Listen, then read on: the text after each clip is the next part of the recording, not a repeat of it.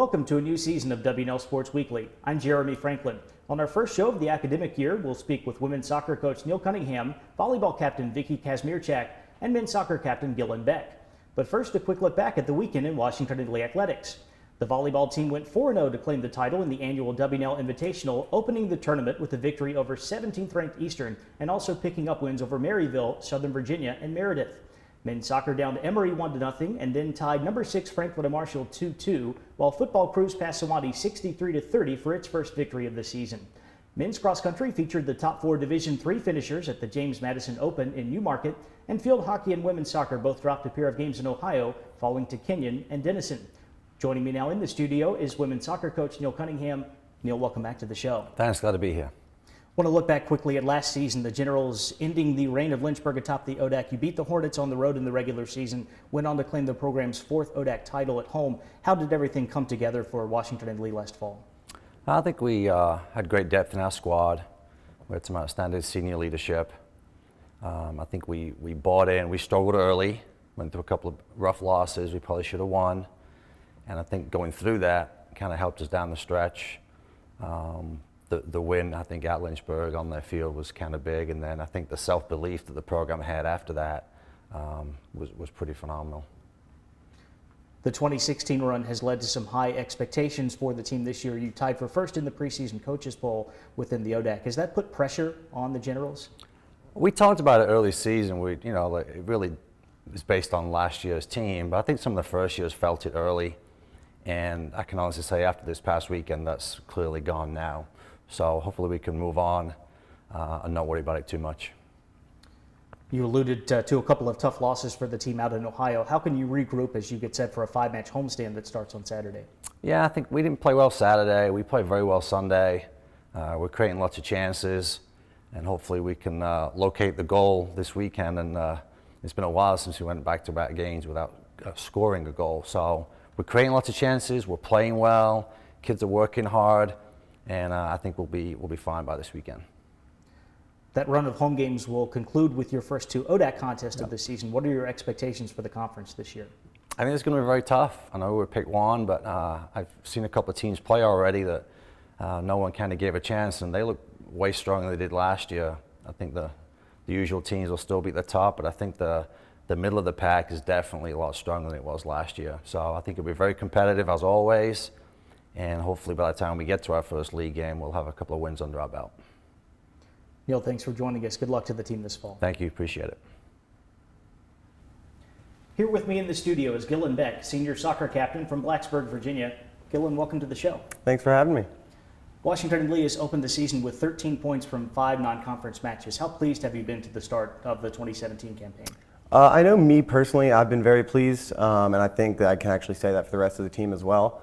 Especially looking back on these out-of-conference games from the last 2 years, we typically would come out with at least 1 loss, but now coming in with, I guess now 4 wins and 1 tie, we're all feeling like we're in a very good place, and the fact that we came out of the 1 tie actually, even though it was against a top 10 team, with sort of a sour taste in our mouths, that is a pretty good thing, in my opinion, that we really now feel like we can compete.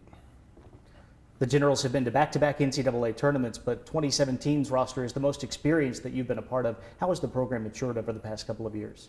I think similar to what I was just saying, the largest part of our maturation has been that we've actually slowly come to realize that we are a competitive team and that we actually can play with the big boys, as it were.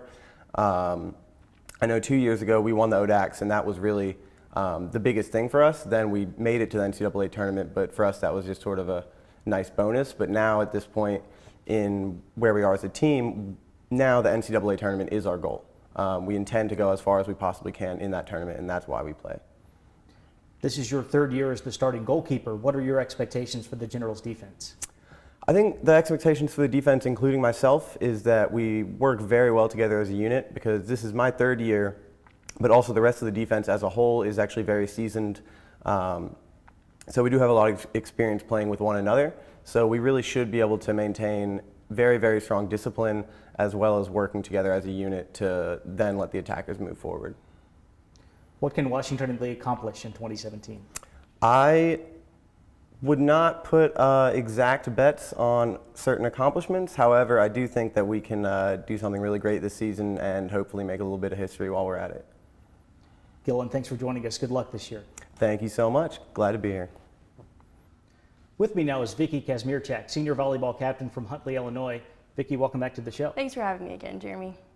The Generals are 8-1 on the season. You won your home invitational over the weekend, which included a victory over number 17 Eastern. What has led to the good start for the Generals? Yeah, I've been really pleased with our start so far. I think it's very evident that everything we've done in the practice gym and in preseason has been really paying off. I also think our team chemistry is a huge fact of our success. We're so close both on and off the court, which I think is just pushing us through some of those longer matches, and that's really going to come in handy towards the end of the season. WNL has a very large roster this season. You have multiple options at just about every position. How can you take advantage of that depth? We're all really excited about our depth. We are really able to run competitive 6-on-6 in practice, which prepares us the best for the games, and we don't have to worry about low numbers or injuries or overworking someone, so that really helps us come games. That also gives us the flexibility to run different lineups, so coach can put someone in pretty seamlessly and we can still play competitively and win the match. You're a second-year captain on a team that has a very young roster. How do you view your leadership role with the Generals? Yeah, that's definitely something I've been really cognizant of, is just making sure that I'm setting a really good example and being a good role model for some of our younger players.